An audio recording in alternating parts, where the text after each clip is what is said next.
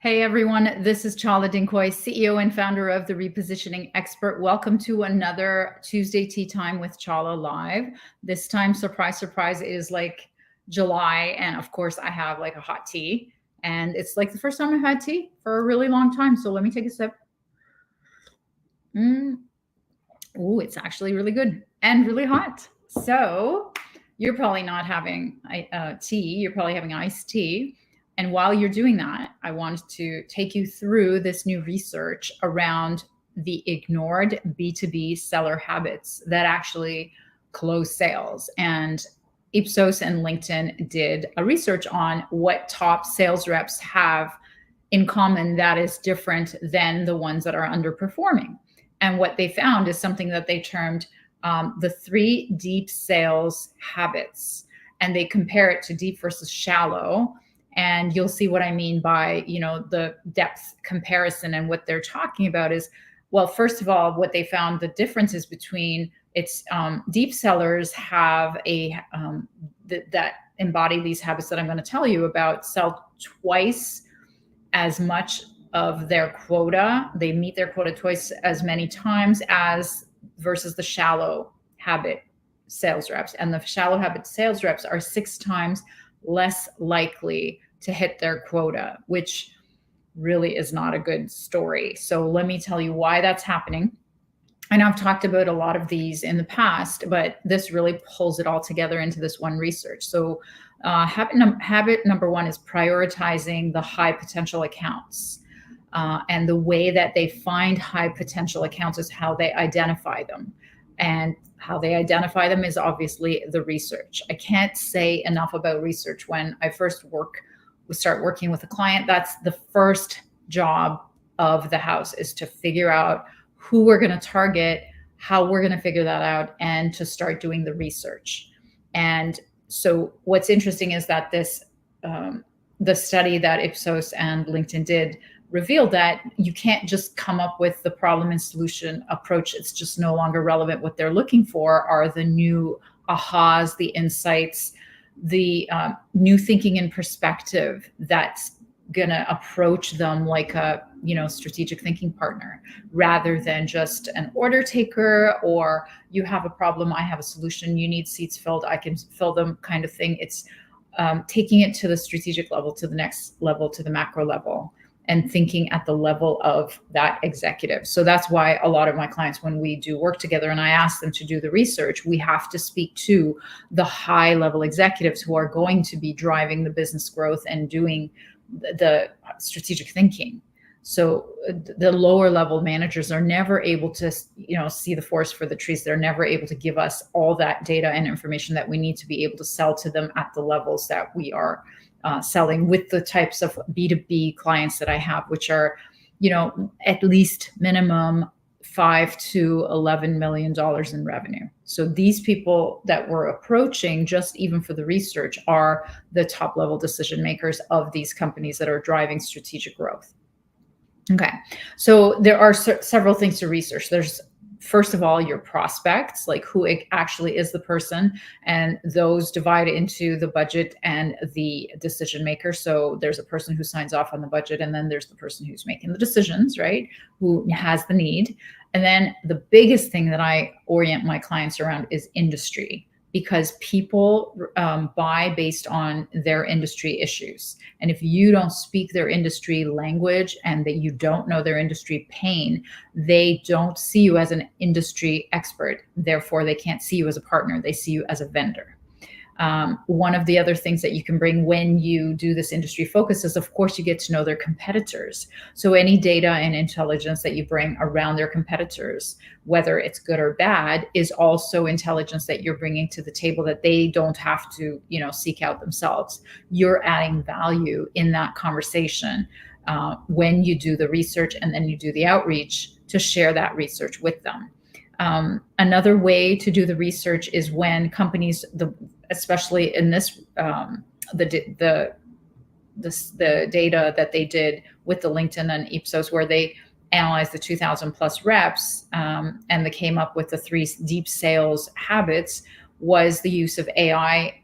And for example, Sales Navigator is a tool Salesforce is another tool, but they used sales intelligence software to pick who's a good target. And the way that they did that is through looking at, okay, what are the strategic priorities they had for that company? What were the pain points for that company?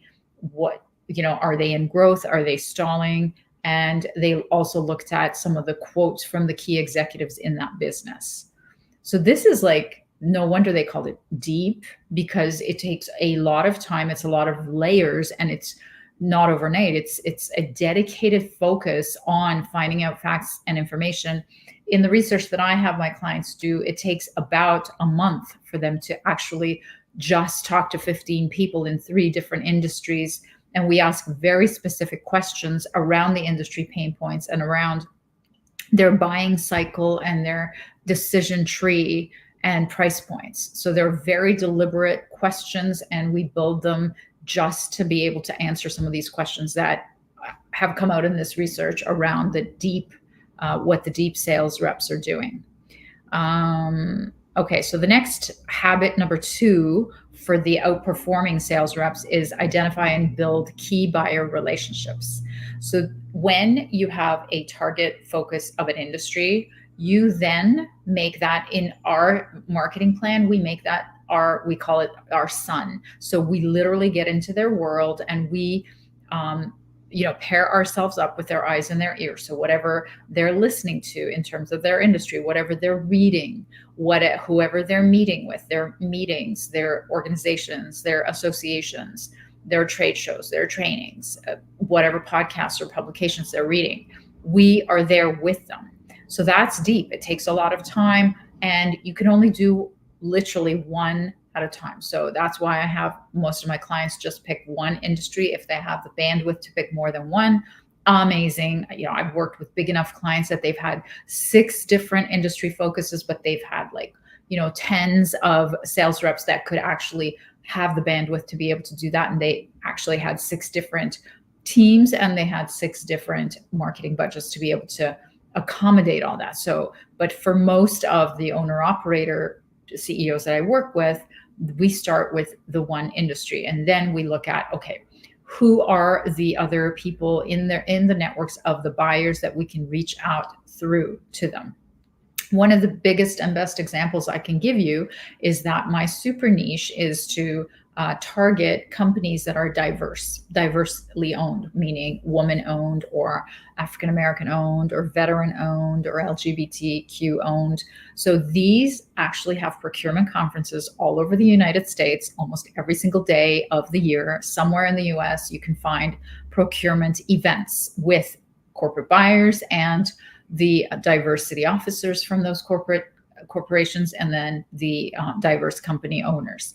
And they're constantly meeting together in trade shows or in some sort of procurement one-on-ones and sales meetings. And that's one of the networks that you can create that is not directly the buyer, but can influence the buyer. So that's just an example of how you can build key relationships with the buyer and within the circles that the buyer isn't even in, but can influence the buyer. So one of the things that the study looked at is establishing at least 7 relationships in one account, including the buying committee. So that's amazing, because no longer our corporations are obviously buying just one person. There's just way more than one person. And I do remember that the average is around 6 to 7 people in corporations now. So 7 sounds like, it came from the study. It's a good number.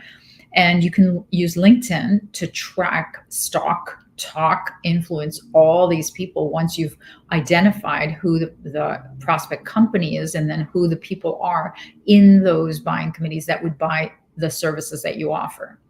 And in this research, the LinkedIn and Ipsos found that the deep sellers spend way more time than the shallow sellers with building relationships with the buyers and the people in proximity to the buyers. And they actually ask for feedback from not just current clients, but future prospects that they form a relationship with. And what's even more interesting is that 54%, more than half of buyers that change jobs, actually buy from the same vendor. They carry them through their different jobs. Even more interesting is that 50%, half of them, buy from the same exact sales rep. And that speaks to only one thing, that it's a relationship that causes that to happen. So the deep sellers are actively working on building relationships through hanging out in their world. And once you've identified who the industry is, what the target is, who are the players in those companies, you need to have a marketing plan to get in front of them consistently, time after time, so that you can influence them. Okay. Last habit number 3 of the deep sellers who outperform the shallow sellers is find the hidden allies and intel to time the outreach. So the allies outside of the buying committee, in fact, I mentioned the diversity folks. They're always willing to bring you to the table if they see a value add to their company. If you're niched in their industry, if you have intelligence to bring, if you have a unique solution to bring, they are always looking to bring people, and they're allies of diverse companies outside of the buying committee. So you could look at other departments. Then you can use LinkedIn monitoring to see who is which department of that company is in the news. You could look at industry news, what's happening. You can look at legislation. I've had clients use change in legislation to time their outreach to companies and industries that were affected that they could help. And any company changes. So anytime there's a contraction or growth, anytime there's a change of staff or format, is some form of trigger, could be a form of trigger for you to actually use as an excuse to breach the high walls of the corporate buyer. And the other thing is, of course, through that relationship, you'll be following the buyer's job change, because now you know that if you've established a relationship, they're going to most likely, half the time, they're going to buy from you. And if you continue to keep track of them, they will make use of that at some point. So this is to give hope for those of you who are reaching out to corporations and you're just so disheartened because you can't get through.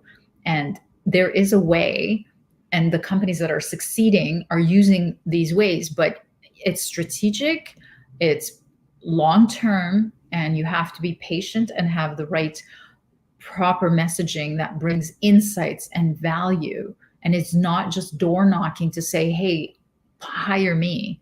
I'm here, hire me. It is the worst thing to do. But there are multiple ways to penetrate these large accounts. And in fact, what we do with clients that are trying to land large whales is something called ABM, which is the account-based marketing. And I've talked about that. It's the shock and awe, right? It's the billboard outside their office. It's the bus wrap that passes in front of them every day.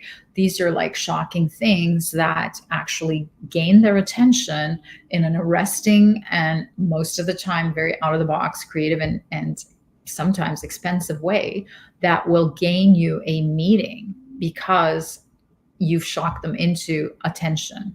Now, having said that, that's one strategy, but the one that's being recommended here is this daily doing everything, doing small things right over a long period of time to penetrate and integrate your strategy into theirs and be in their world over and over again, so that you can find out who you need to talk to and how you need to talk to them.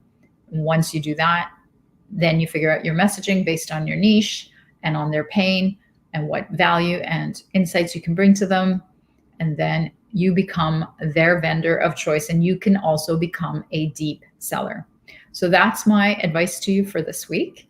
I'm hoping to see you next week. And I know it's summer. I know everyone's always away, and I've been away myself. So it's good to be back, but I will see you next week. Happy Tuesday, everyone.